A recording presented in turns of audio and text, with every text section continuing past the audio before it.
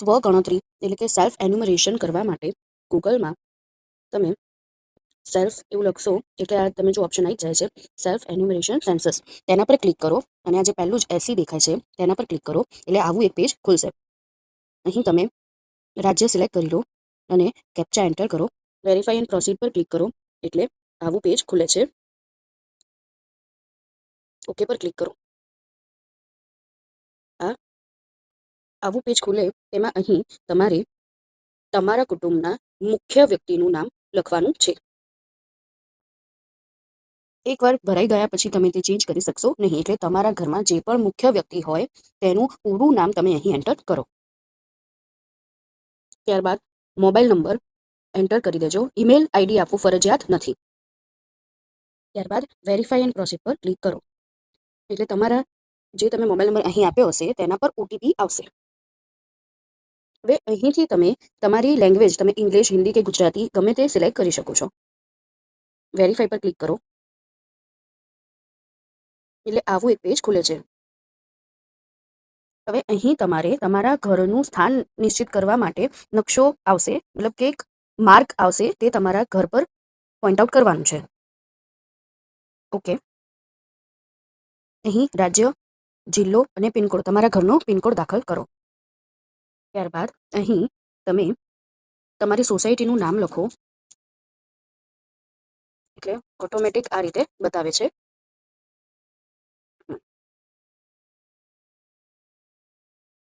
તે સિલેક્ટ કરી લો. સ્થળ મળ્યું, જુઓ આ રીતે ઓટોમેટિક માર્કર નકશામાં બતાવી દે છે.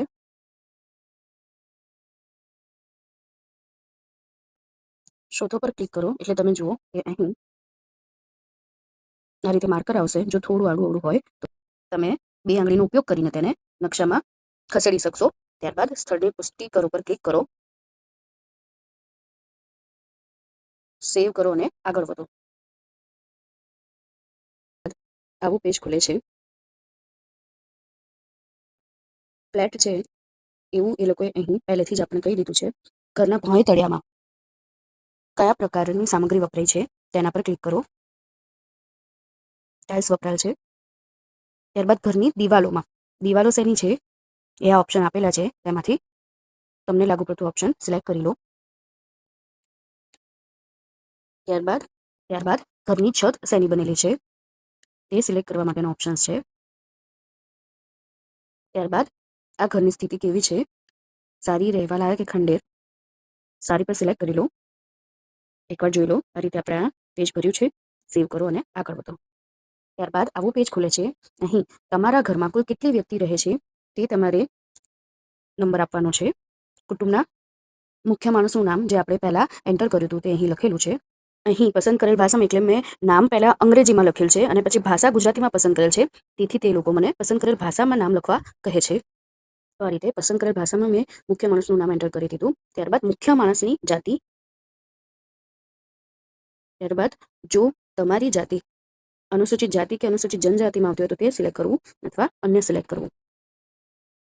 હવે આ ઘરની માલિકીનો દરજ્જો, માલિકીનું છે કે ભાડાનું, આ બધા ઓપ્શન્સ છે, તે તમને જે લાગુ પડતું હોય તે સિલેક્ટ કરી લો. હવે રહેવાના ઉપયોગમાં આવતા ઓરડાઓની સંખ્યા, આમાં તમારે તમારા ઘરમાં બેડરૂમ અને હોલ તે ગણીને નંબર લખવાનો છે. અહીં તમારે કિચન કે બાથરૂમ કે સ્ટોર રૂમ, નોકર રૂમ વગેરે જેવા રૂમને ગણવાના નથી. ત્યારબાદ કુટુંબમાં રહેતા પરિણીત દંપતીઓની સંખ્યા, ઘરમાં 1 જોડું હોય કે 2 જોડું હોય કે 3 એમ પરિણીત દંપતીની સંખ્યા લખવાની છે. આ રીતે આપણે પેજ ફિલ કરેલું છે. એકવાર નજર મારી લો, સેવ કરો અને આગળ વધો. ત્યારબાદ આવું પેજ ખુલે છે. હવે અહીં પીવાના પાણીનો મુખ્ય સ્ત્રોત, એટલે તમારા ઘરે પાણી શેમાંથી આવે છે તે તમારે આમાંથી સિલેક્ટ કરી લેવાનું છે. પછી છે પીવાના પાણીના સ્ત્રોતની ઉપલબ્ધતા, એટલે કે પાણી તમારા ઘરમાં જ કે પરિસરમાં જ આવે છે કે નજીકમાં લેવા જવું પડે છે કે ખૂબ દૂર લેવા જવું પડે છે. પ્રકાશનો મુખ્ય સ્ત્રોત, તમારા ઘરમાં પ્રકાશ, તમે આ ઓપ્શન આપેલા છે તેમાંથી કેવી રીતે ઘરમાં પ્રકાશ આવે છે તે સિલેક્ટ કરી લો. શૌચાલયનો ઉપયોગ, તમારા ઘરમાં જ શૌચાલય છે કે બધા કુટુંબ સાથે વહેંચાયેલું છે કે તમે જાહેર શૌચાલયનો ઉપયોગ કરો છો તે સિલેક્ટ કરી લો. શૌચાલયનો ઉપયોગ ના કરતા હોય, બહાર ખુલ્લામાં જતા હોય તો છે શૌચાલયનો પ્રકાર. તો શૌચાલય માટે કઈ પદ્ધતિ છે તે સિલેક્ટ કરી લો. હવે તેમાં આ બધા જ ઓપ્શન છે. એમાંથી તમને જે લાગુ પડતું હોય તે કોઈ એક જ ઓપ્શન તમારે સિલેક્ટ કરવાનું છે. ત્યારબાદ ગંદા પાણીના નિકાલનું જોડાણ. તો બંધ ગટર, ખુલ્લી ગટર છે તે ગટર નથી. ઓપ્શન સિલેક્ટ કરી લો. પરિસરમાં સ્નાનાગૃહની ઉપલબ્ધતા. તમારા ઘરમાં જે છે છત વિનાનું છે કે નથી. રસોડામાં એલપીજી કે પીએનજીના જોડાણની ઉપલબ્ધતા. રસોડામાં રસોઈ થાય છે તો આ બંનેમાંથી જે ઓપ્શન લાગુ પડતું હોય તે સિલેક્ટ કરી લો. આ બધા જ ઓપ્શન તેના માટેના જ છે. રસોઈ થતી નથી તો પણ તમે સિલેક્ટ કરી શકો છો. ત્યારબાદ રસોઈ માટે ઉપયોગમાં લેવાતું મુખ્ય ઈંધણ. તો તેના માટે આ બધા જ ઓપ્શન છે.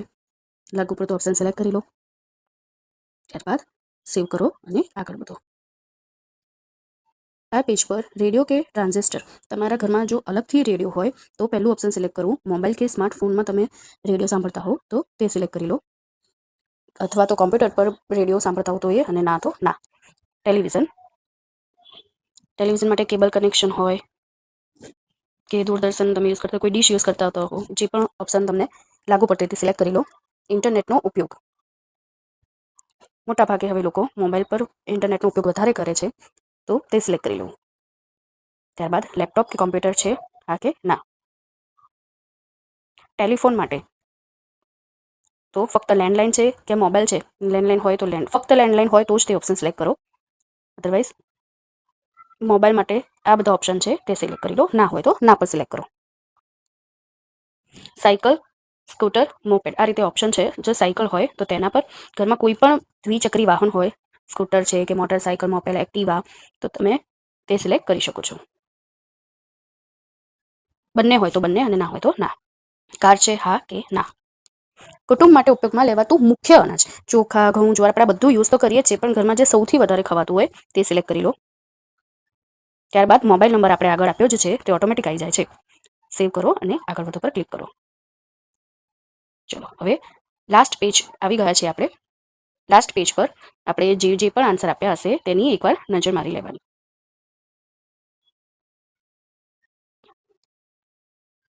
આ રીતે તમે જે 1 થી 34 પ્રશ્નોના જવાબ આપ્યા હશે તે બધા પણ આ રીતે આવી જાય છે. તો તે બધા જ પ્રશ્નો એકવારથી ચેક કરી લો.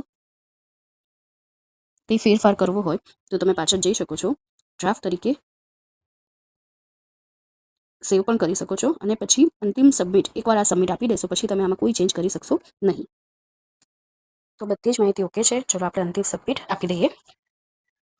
હવે જો આપણે ખુદ આમાં ફેરફાર કરી શકીશું નહીં, પરંતુ જ્યારે ગણતરીદાર તમારા ઘરે આવશે ત્યારે એમને કંઈ પણ વસ્તુ ખોટી લાગે તો એ જરૂરથી તેમાં ફેરફાર કરી શકશે. એટલે ચિંતા કરશો નહીં.